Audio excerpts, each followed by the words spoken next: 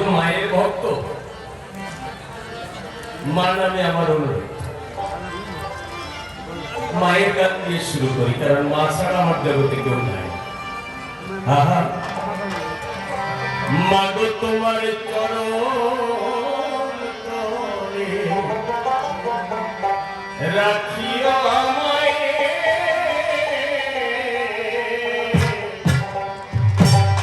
মা গো তোমার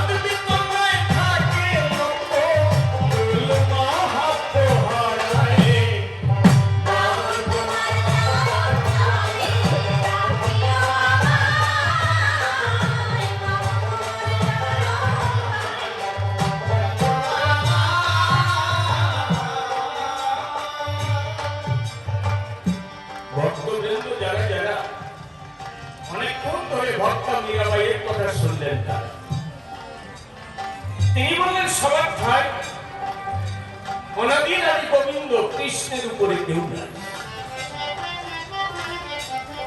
কিন্তু তুমি কথা ঠিক বলেছ, কিন্তু সিদ্ধান্ত ঠিক দাও নাই।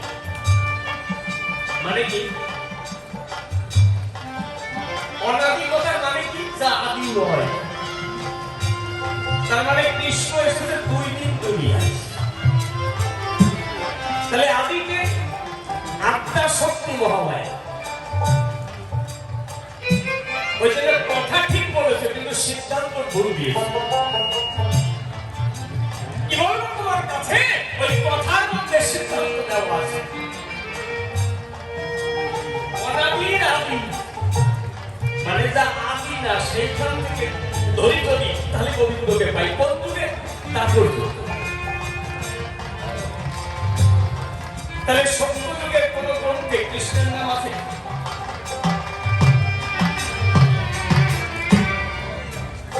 মামা